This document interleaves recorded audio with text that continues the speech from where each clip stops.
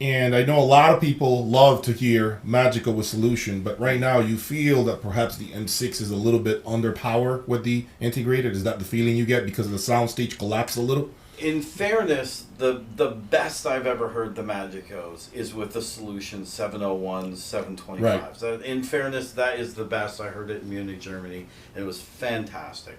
Love the combination.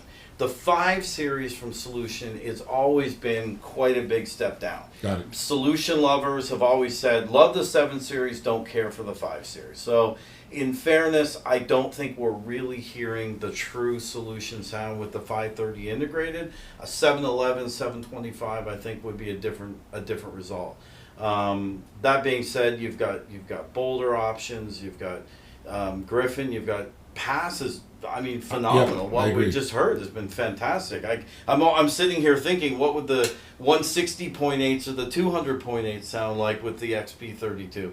I would bet it would be incredible. So if you had to choose today between the integrated, if you were building it, you had one, the integrated or the 60.8s with the XP32, you would choose the pass ups. Hands down. Even if they were exact same price, I would pick the what I heard, absolutely. No contest. So now I'm going to go over my thoughts, which is something that I spoke to Mike about when I first got the integrated. I do agree with the soundstage collapsing a little bit. I felt that it was a little more closed in.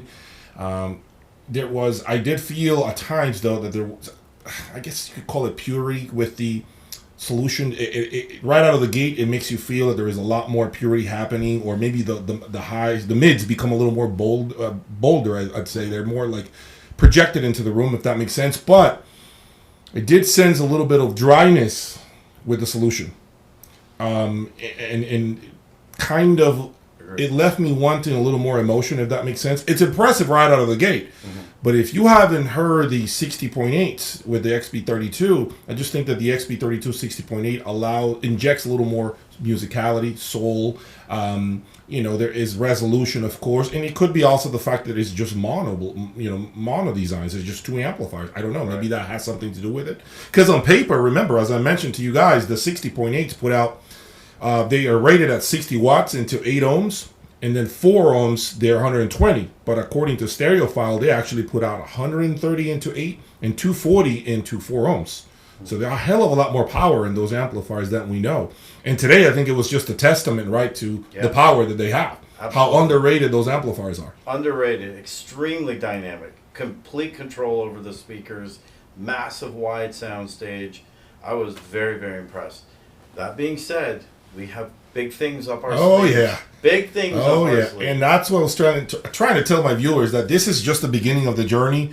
Because a lot of people always complain, Mike, to me, oh, Jay, you're buying stuff that is so expensive and, we'll never be able to afford. What I wanted to do this time around was to simply grab a speaker like the M6 and do things that most people would never do, which is to put electronics like this. And look at the results we got, right? Yeah. With the 60.8s. Yeah. How impressive is that, right? If I had blindfolded you and I told you I had 600.8s or I had something else, you probably would have believed it because of what you were hearing. That's correct. And so, Mike would have never done that either, that combination. Mm-hmm. But he could now understand why, if someone did it, he wouldn't have anything to say bad about it. Because it's just, could it be better? Sure. But what you're hearing is so much more, above the price point that we're talking about when it comes to the preamplifier and amplifier. It sounds so much more. It skews that equation. Yes. That everybody says, well, you need to spend 22% of your budget on this. This whole exercise throws that out the window. Yes. Somebody could hear this and go, you know what? Maybe I could put 90% of my budget in the speakers. Yes.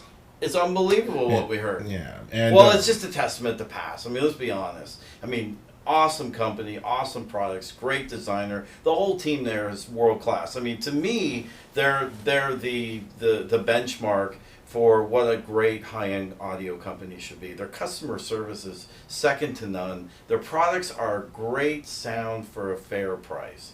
That's really what it comes down to. I actually had a conversation with them last week. I was picking their brain about the 600.8s or 160.8s to try with these M6s. They told me the 160.8s is actually the closest in sound signature to the 60.8s. because they claim that the 100.8s sound a little different than the 60s and the 160s do. Right. So they recommended that I do this 160.8s, and maybe that's the next amplifier that we try here. I had the 160.5s at home, and I love them. And I've not had the 160.8s at home or in the store, because we've pretty much stayed with the 260.8s on the Class A/B side, the 350.8, the 250.8. We've had some 30.8s in the store, but being in Florida, we're trying to have as little heat as possible. Right? Yeah, especially today, wearing shorts. It's like 91 degrees out. So we don't want to create more heat, you know. So, but I think if I was living in a, you know, I had a basement in North Dakota or something, or Iowa, then certainly I would be, you know, looking for an amp to make us toasty warm. But what other amplifiers have you successfully used with the M series? We surprisingly, we do have the Class A Delta monos, which are new, and the Delta stereo. We've had those on the M2s, and it sounded really, really good. The Pass, obviously. VAC has been a very popular choice for a lot of people. The tube amps, you know, somebody who really wants tubes. That's been the best tube amp that we have found, better than other tube amp brands. The VAC with the Magico has worked very, very well. The MSB, obviously, we've had the S500, we have the 202 right now. We love that amplifier paired directly with the MSB DAC. That's something that it's a perfect output impedance of the DAC with the input impedance of the amplifier. It matches very, very well. The Sim Audio, the Sim Audio has been very good too. The 860 V2. Yeah, the 860 V2 has been very, very good as well. So these speakers are, they're so amazing. They'll just, we heard what they could do with the Pass amps. I'm shocked. I'm still in shock how good it sounded. So just imagine how much better they're going to get with what you've got planned. So that's kind of the next step, is to slowly begin to raise the bar little by little, and see how far we can get with the M6s. Some of my viewers are actually very spoiled because they are claiming they love more of the Alex Boulder combination, and my response was, of course, I had you guys spoiled with some of the crazy electronics out of here before. Let's not pretend that it was just a speaker. We had serious amplifiers, pre-amplifiers, the Mephisto, the M400s. We had and right now we're not knocking the 60.8s because we're shocked by what we're hearing, but it's not at the same level as the other amplification that I had here before. And I should mention, actually, Boulder, I can't believe I forgot, but Boulder is one of my favorites, if not my favorite, because when I'm listening to the Boulder, the 21 series, I'm not thinking I'm listening, as a tube guy, I'm not thinking I'm listening to solid state.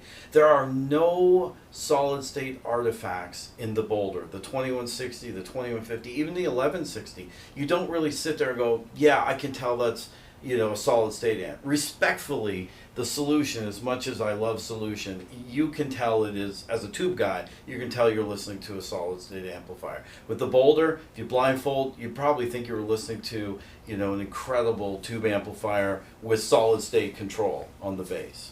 And for me, the Boulder is one of the best. I'm glad you're actually bringing up the conversation with Boulder sounding like tubes, because remember, a lot of people have the idea of the former Boulder being, of course, we know, right, what it was, right? Sterile, cold, no soul, no emotion. Correct. And I keep telling people on my channel, if you haven't heard the new Boulder, you're missing out. You're missing out by all counts. It's one of the best, brands that I've ever heard. Yeah. To your point, there's so much information, resolution, construction, a great company to work with. Great Steve guys. Wright is an amazing person. Awesome guys. They don't charge you crazy prices either for repairs, because I've had conversations about some of the older Boulder products and, sending them in for service. And I'm telling you, the prices are not crazy to get anything repaired if it's out of warranty. But to be honest with you, the chances of you needing warranty work on any Boulder product is next to none. It's like as reliable as AccuFace or a Toyota vehicle, for that matter, right? It's just super bulletproof. Yeah. They really should get out there and come to listen to Boulder over at Suncoast Audio. Yeah. I mean, you have to hear the new Boulder. It really, really is incredible. Just the same way we feel about Paslabs and their customer service, Boulder is right up there too. Yep, you know, they never. They're just, you know, they're proud of what they make. Yep. And a lot of people always ask me, you know, there aren't many Boulder reviews, but the reality is, and I had a conversation with Steve. He told me that the reason why, although there are some reviews, if you look up online, you'll see the 2150s reviewed on Stereophile. You'll see the 2110 also reviewed on Stereophile. But he said to me that they're not really quite interested in putting out product to be reviewed because they know who they are. They're clear on who they are in the market. Exactly. They know the products they put out. They don't really need any validation. Yeah. They need nothing else than the end users doing what they should be doing, which is just speaking about their experience with the gear and how great it is. And to them, that's more than the best review that they can have, right? Yeah, and so that's one of the reasons why they just are not really super active like many other brands when it comes to getting reviews and press and coverage, right? Boulder just doesn't feel that they have to, you know, go to that extent. And I agree with that. Yeah, agreed. You know, but anyway, today has been an eye-opener for Mike from Suncoast Audio. Yes. Mike is admitting here in front of you all that I have put together a combination. Very good. He would have never done this Very combination good. ever, and he's admitting here. We will make it better. We will definitely make it better. Make it better. Without a doubt. Yeah. We'll turn this around for you guys and make it sing the way it never has before. Yeah. And we will see what other things are planned. But for now, that's all I got, guys. Thank you for watching me. Please visit Mike, suncoastaudio.com. I'll put the link below so you guys can check out his website and all the products and everything he's offering. Pay him a visit. And don't forget my trade show, the Florida Audio Expo. When is that going to happen? Right now, February 11th to the 14th. Keep in mind the hotel has been completely renovated, so they used 2020 to spend millions and millions of dollars to renovate the hotel. So the every room is done, all the big rooms are redone, all the restaurants, the bar, the area that was a covered area outside is now inside. So it's a great big area. We can perhaps turn into a marketplace. We're exploring a couple of ideas, but the Florida Audio Expo, God willing, will be in 2022 in February. All right, guys. We look forward to that. Okay, stay tuned for more. Thank you for watching me, and please subscribe. That's all for today.